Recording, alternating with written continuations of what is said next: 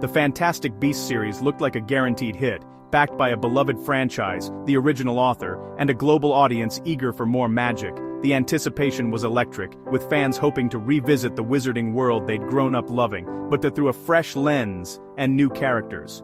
On paper, it was a recipe for success. The ingredients were all there: a rich universe, a talented cast, and a creative team with a proven track record. In reality, it's now seen as a misfire, a franchise that lost its way. The excitement quickly faded as the films struggled to find their footing. The problem wasn't just bad movies, it was a story at war with itself, torn between too many conflicting ideas.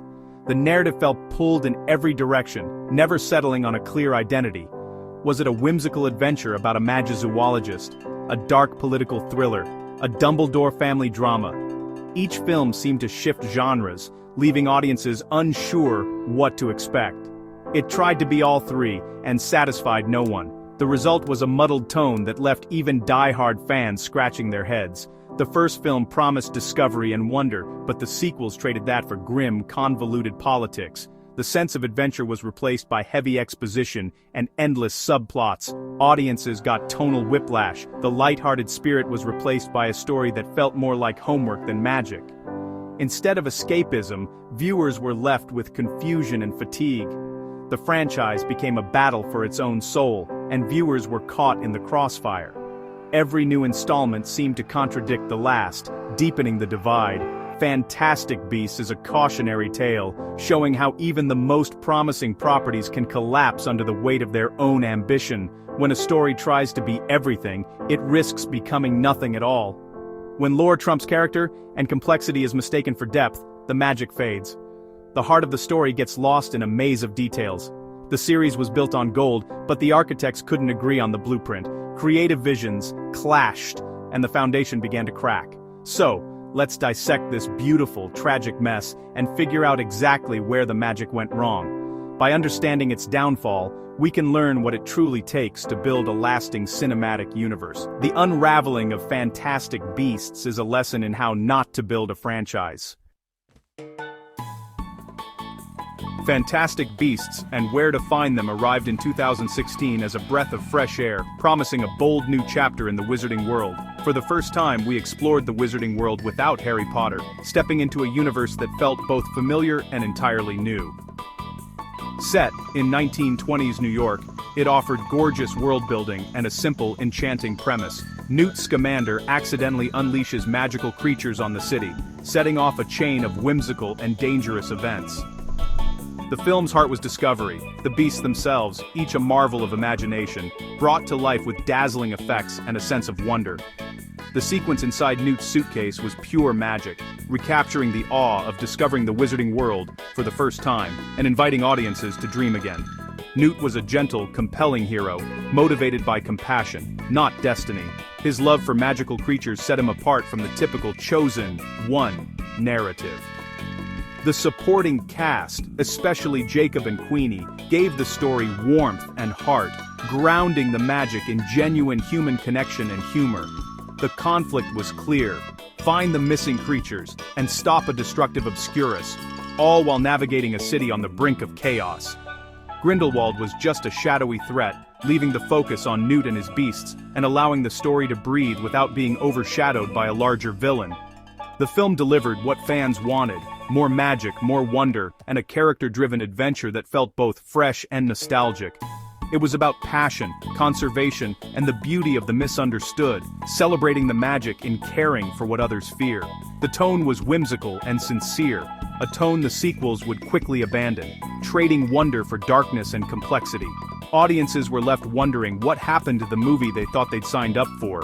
As the series shifted away from its original charm, the promise of a new beginning was lost almost immediately, leaving fans nostalgic for the magic that once was. The second film, The Crimes of Grindelwald, took a sharp turn. Wonder and discovery were replaced by a dense, dark political thriller. Grindelwald became the focus, and the story shifted to his ideology and rise. Instead of magical creatures, we got wizarding politics, blood, purity, laws, and tangled family trees.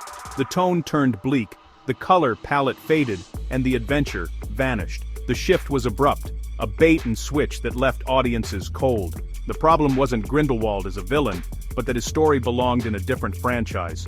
The sequels bulldozed the foundation of the first film, chasing the epic feel of late Harry Potter without the character development. Families and younger viewers were alienated by the sudden darkness and complexity.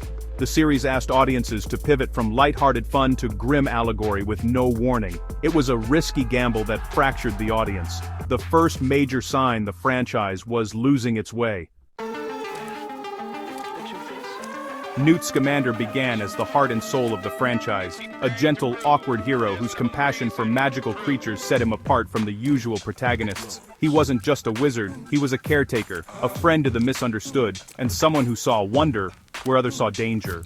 He was our window into the magic, an introvert in a world of epic heroes, quietly reminding us that bravery comes in many forms.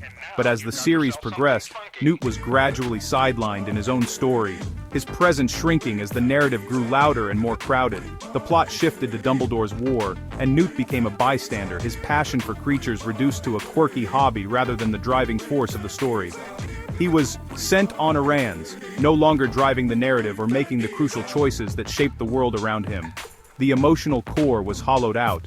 Newt's unique heroism faded, and the films lost the gentle magic that made them special. The films forgot why we cared.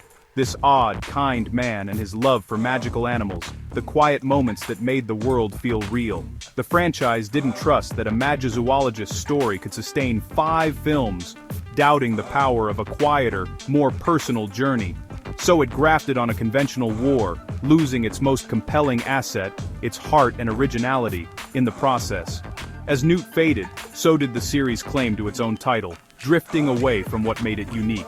The emotional connection frayed, and the story lost its heart, leaving audiences longing for the gentle magic that once was. Newt was no longer leading the way, just along for a ride that wasn't his, a passenger in a world he once defined. The hero we loved was left behind, and with him, the wonder that first drew us in. The later films became obsessed with lore at the expense of character. Complex family trees, secret pacts, and convoluted backstories overshadowed emotional development. The infamous reveal, Credence as Aurelius Dumbledore, was trivia, not a gut punch. The films became exposition-heavy, bogging down pacing and replacing real interactions with info dumps. The story turned into a puzzle box, but viewers weren't invested in the pieces. Unlike Harry Potter, where lore served the hero's journey, here, it felt disconnected from Newt's quest. The franchise became emotionally sterile, too busy explaining itself to tell a human story. Characters became pawns in a historical chess game, their motivations lost. The films demanded encyclopedic knowledge, alienating casual viewers and frustrating fans. The magic was lost in a sea of footnotes. The series became a textbook, not a storybook. Gellert Grindelwald was meant to be the new Voldemort, a charismatic, complex villain, but his execution was muddled, especially with constant recasting. Johnny Depp's theatrical take gave way to Mads Mikkelsen's quiet menace, but the shift was jarring. This inconsistency broke the villain's continuity and weakened the threat. The Dumbledore-Grindelwald relationship, meant to be the saga's emotional core, was handled with frustrating coyness. By the time their love was confirmed, it lacked impact. Grindelwald's threat was ideological, rarely personal to Newt. The Blood Pact kept the main conflict on hold, sidelining the most powerful characters. The story kept promising a showdown that never truly arrived. Grindelwald's story was always about to begin, but never did. The marketing for Fantastic Beasts leaned hard on nostalgia. Hedwig's theme, Hogwarts, the Dumbledore name. It promised a return to the magic fans loved, but the films delivered something else, a complex adult political drama. The tone was darker, the plot more convoluted, and the warmth of early Potter was gone. Audiences expecting fun and wonder got a dense, somber saga. This disconnect created confusion and even a sense of betrayal. Hogwarts scenes felt like fan service, included for trailers, not story. The films wanted to be new and mature, but the marketing clung to the past. The result, a fractured audience, divided between hardcore lore fans and those left behind. The promise of nostalgia was hollow. The world felt less welcoming and less magical. Fantastic Beasts was conceived in the shadow of the Marvel Cinematic Universe. Warner Brothers wanted a sprawling, interconnected saga, 5 films from the start. This universe-building pressure hurt the individual movies. Each film felt like a trailer for the next, packed with setups and cliffhangers. The story paused constantly to lay groundwork, sacrificing satisfaction in the moment. Characters were introduced for future payoffs, not the current plot. Unlike Harry Potter, which had a finished roadmap, Fantastic Beasts was written on the fly. The result, a meandering, unfocused story, reshaped by real-world issues and audience reactions. The simple charm of a man and his creatures was crushed by the weight of epic ambition. The planned universe was too heavy, and the story buckled under the strain. The failure of Fantastic Beasts is a story of squandered potential. Brilliant ideas, new hero, fresh setting, magical creatures were forced to compete, not complement. The creature adventure was suffocated by grim politics, character was lost to convoluted lore. The result? A disjointed, emotionally distant franchise, unsure of its own identity. The core mistake was misunderstanding what the audience wanted and what the story needed. The marketing promised nostalgia, but the films delivered homework. The ambition for a 5-film universe sacrificed narrative cohesion and heart. Even beloved properties can't survive on brand alone. They need vision, characters, and emotion. Fantastic Beasts lost its heart, and with it the magic slipped away. The lesson: the wizarding world's true magic was always in its wonder, its characters, and its simple, emotional truths.